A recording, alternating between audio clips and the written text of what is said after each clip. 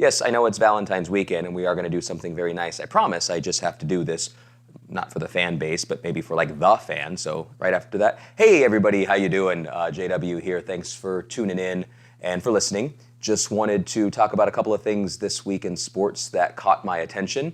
I was actually very nervous about how I would sound, how I would look, and I have Jim Crane and the entire Houston Astros organization to thank for making me feel a lot better, because no matter how bad I sound or how bad I look, it won't sound or look nearly as bad as that circus that we saw, that very short circus that we saw today or earlier this week with regards to the Astros and their apology for the cheating scandal.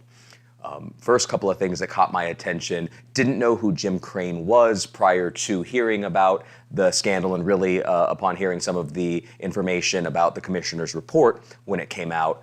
But to hear him say, I believe the quote is, in our opinion, it did not impact the outcome of the game.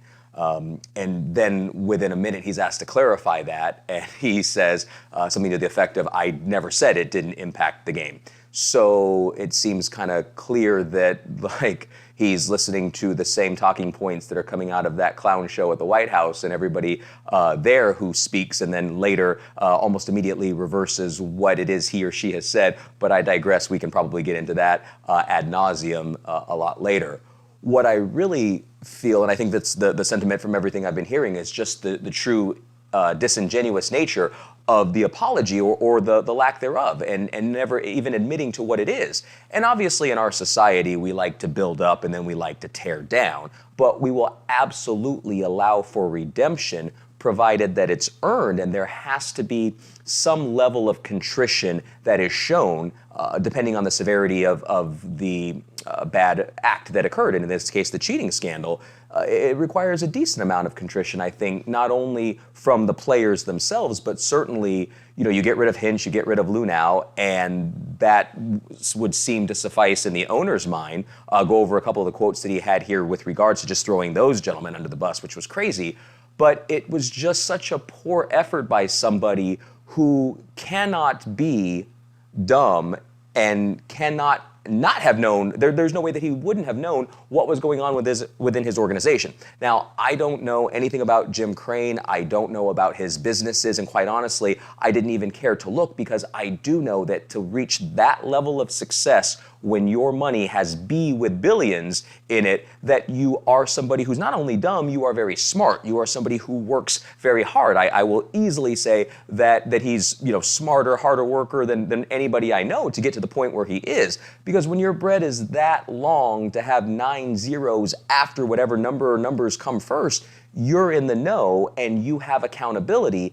And in this press conference, to completely shirk that responsibility and the accountability, I thought just came off so poor on his part. And I think he really did his organization and his players a disservice, because now they are going to be vilified, and in part rightfully so, because what they were able to gain from cheating, and then how they turned around and almost, some of the statements from the players, whether it was Alex Bregman or Jose Altuve saying, we just want to move forward. Well, of course you just want to move forward. But it's not about moving forward. It's about looking at what happened in the past and how can we, as the players, how can we make up for that? And, this, I think I heard it was 63-word statement that Bregman gave. And when I listened to the soundbite, I mean, that dude may have better off been reading a hostage ransom note, because it didn't sound at all sincere, had plenty of time to work on it,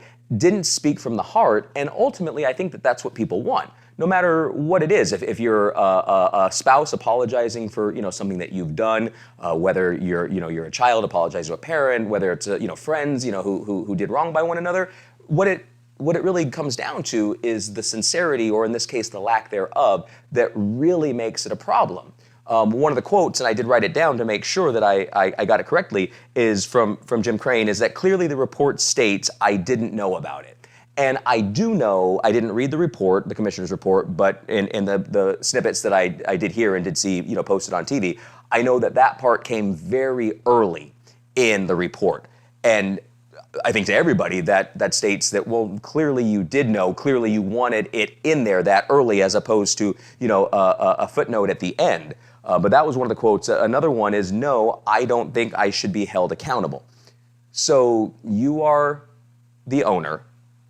You are the one who got all of the proceeds from all the postseason and all the games and all the concessions. And in 2001, when the Diamondbacks went to the World Series, I was fortunate enough to go to a couple games of the World Series, go to some of the playoff games leading up to that, and I saw how rockin' everything was, and it was great. And the owners, I think it was Colangelo at the time, made a lot of money, and good for them. And Crane, good for you for doing that. But because you were able to benefit from that, you can't then say that you shouldn't be held accountable. And then he goes on to say, I also agree that our players should not be punished. These are a great group of guys who did not receive proper guidance from their leaders.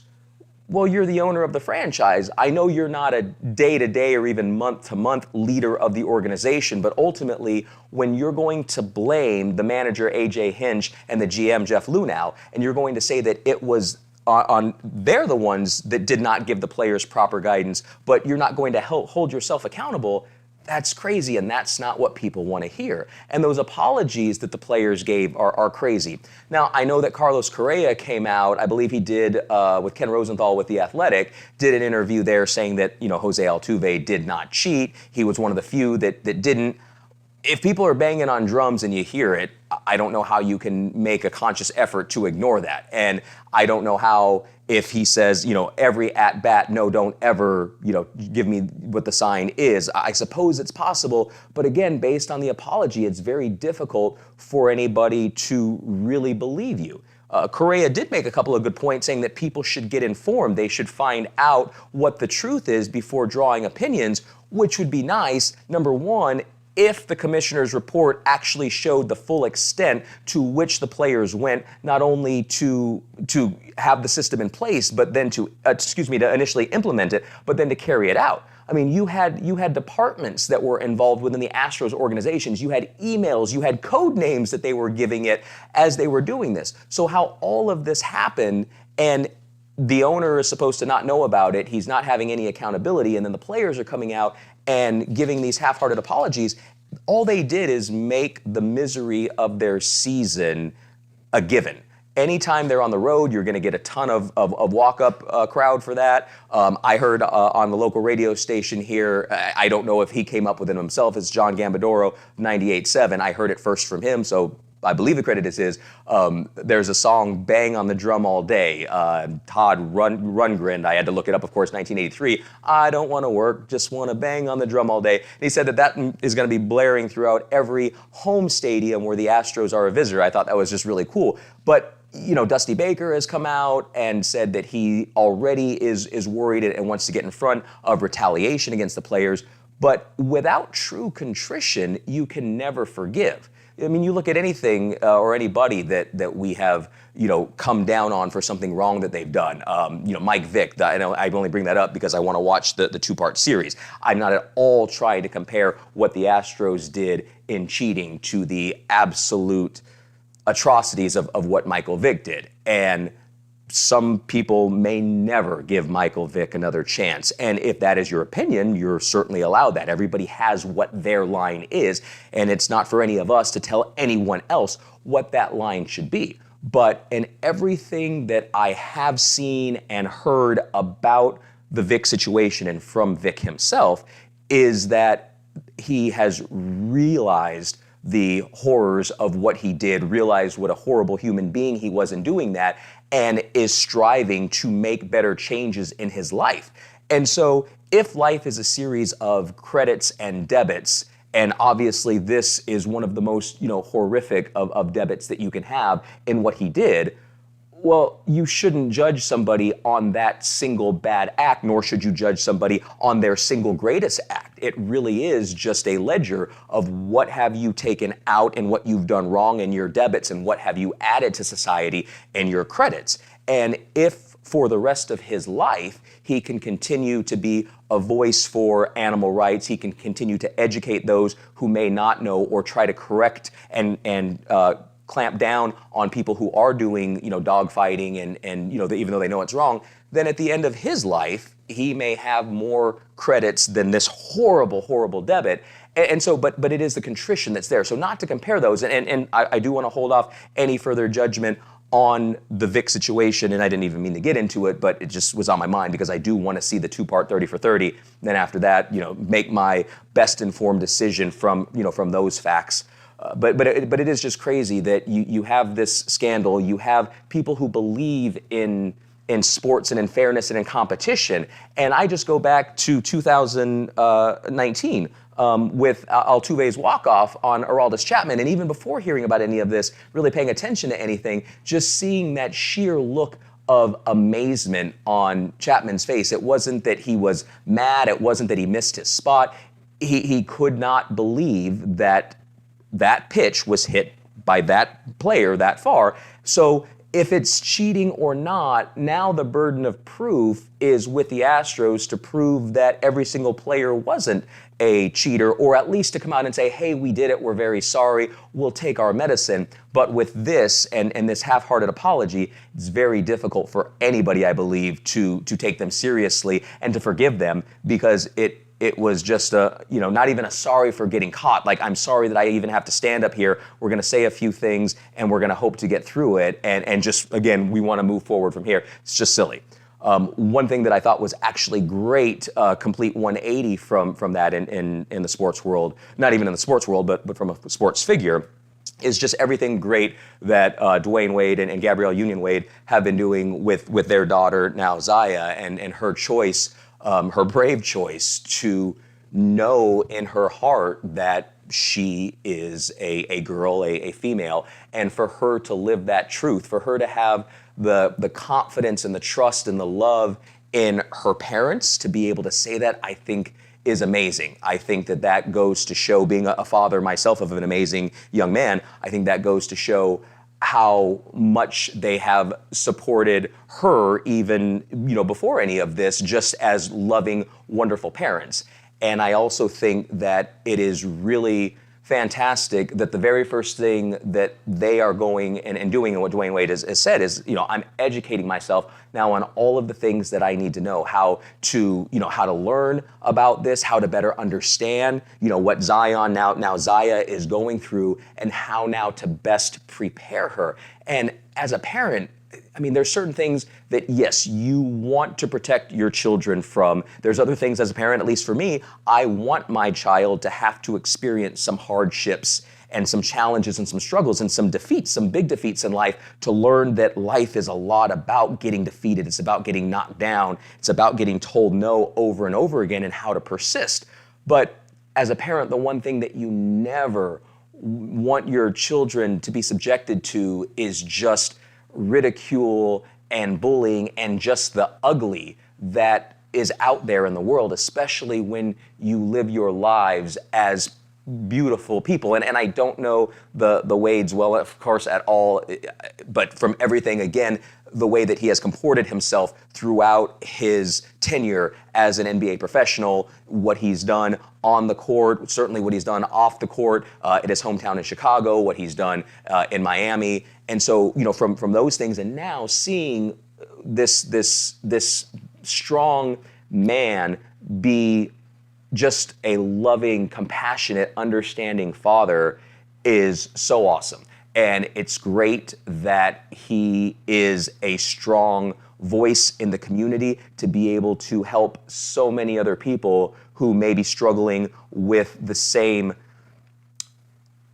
inner struggle of, do I speak my truth? Do I come out and say what it is that I feel, that I want to be this, or that I know that I'm this? I don't care whether you're 12 years old or not. To me, that has no bearing on it. If Zaya knows who she is and she knows her truth, great. If you know at 12 years old that you love animals, you want to be a veterinarian, and you're going to get that support, you go and you do that. So whether you're 12, whether you're 20, whether you're 80, when you know. And the way that the Wade family has chosen to educate themselves, to surround her with love, and to come out with all of the support I just think that that is really fantastic, and I mean, hats off as a parent, because I know just recently I had a challenge with my son who at this point chose to not continue college any longer. And okay, so that brings up some possible hardships with career and career earnings and what you're going to do, how you're going to compete in the job market. Is it always going to be a hustle and a struggle, even more so than what a degree gives you? And as a parent, that part is challenging in just worrying a little bit about some of those struggles with his future. Can't imagine what the Wade family would be feeling just in terms of wanting to protect and wanting to make sure that with all of the other struggles in life, both their children are going to have, with just this now added element that unfortunately opens Zaya up to all the ridicule and all of the phobias that are out there in some people, and who, it's not a lot of people though, it's just the vocal minority who have nothing better to do, because in my opinion they're just kind of miserable human beings, and so that's what it is that they choose to spread, is their misery instead of spreading their love. So kudos and great on you, D Wade and Gabrielle Union Wade, for that, and to your family, best of luck and support and love from us and our family, because we're all very happy that you're handling it the way that you are in the Salazar family. A couple of other things I wanted to talk about. I love the Dan Le Batard show. I think it's one of the best, if not the best, that's out there. Shipping Containers, Stugatz, all those guys. One of the inspirations, for me, doing this with my fan that's out there. Hello. But Dan had the crazy opinion that the Alabama Crimson Tide could beat the eventual winner of the XFL. Excuse me, it was that LSU, this year's LSU team, could beat the eventual winner of the XFL league, which is crazy. It reminded me, and I looked it up, there was an S-Spin the Magazine TV commercial. It was like 2002, something like that. I remember this little kid on there when they were saying all these just sports takes, and his take was that the Miami Hurricanes would beat the Cincinnati Bengals, which is as laughable as what Le Batard said, because you have professionals playing a professional sport versus college athletes, some of whom will be professional, but playing that particular sport, and against that level of competition, even in the mighty SEC, where you have such a greater level of competition than, let's say my Sooners in the Big 12 do. But in 2018, you had 12 Crimson Tide players who were who were drafted. So that was a record. And whether the roster size, I was trying to find out what the actual roster is in college. Some say it's a 70-man traveling roster. Others have it at 105, 125. I know that there's enough college players to where a lot of dudes have the same number. So 12 out of, let's just say 70, did the math at 17%. So 17% of the Crimson Tide, which at that time in 2018 was a record, had the opportunity to be able to pursue playing football professionally. Granted, I know that the NFL is a completely superior league than the XFL, but you're still talking about now all of these people, and just like in high school and in college and in the pros, there are cuts. So it's not like they just said, hey, if you want to come play in this league and you did a little ball back in the day, you're in. They had competition. They have people who are waiting for that call. They have people, probably I would guess, who are on their practice squad, ready to get that call up. So to think that you could have a college team beat a professional team, I think is silly. But what that comment really made me think about was the poor state of the Miami Hurricanes, but really the Cincinnati Bengals, because that kid could have the same take that Le Batard did, saying that now LSU could beat the Cincinnati Bengals because they still stink, and that's pretty sad. Couple last little things. It's All-Star Weekend for the NBA. Have that recorded. Haven't gotten to the skills competition. The game is today at Sunday.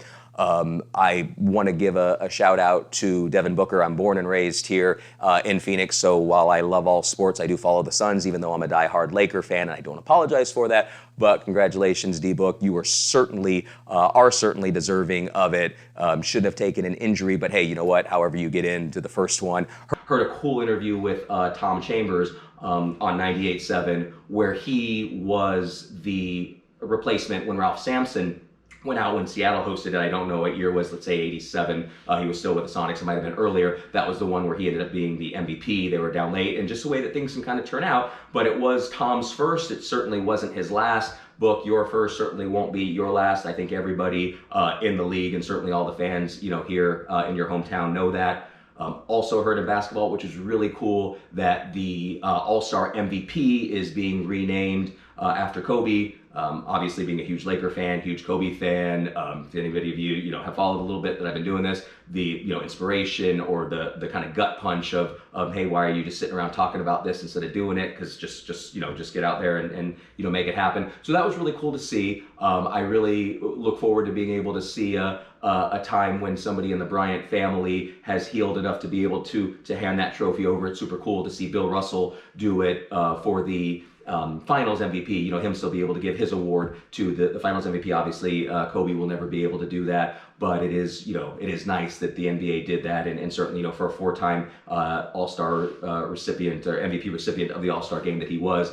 That is just really cool to see. Also, with keeping in that, it was really nice to see that the Mamba Sports Foundation was renamed the Mambacita Sports Foundation after Gigi as well. So that was pretty cool. Went to mambacitasports.org. That's where you go to, or that's where I went to make a donation. It's pretty cool, super simple. A lot of great work that they're doing. Of course, there's a lot of great work that any nonprofit that gives back to the community does. Never tell anybody how to spend their money. But if you feel so inclined, mambacitasports.org is where I went. Just one page, enter your information, boom, it's super cool. So kudos to them for keeping that. I hope that academy does so much for so many people. I hope that the WNBA is able to flourish the same way somehow that it would have had Kobe been able to stay around and continue to support it with his name and his cachet that he has. But hopefully, others will pick it up and will be able to do that. So it was just really cool to see that. Really cool to see the All-Star MVP named after him, and it was really cool to see Devin Booker there get his first selection. So those were the things in sports that interested me this week, and appreciate you for letting me share that with you.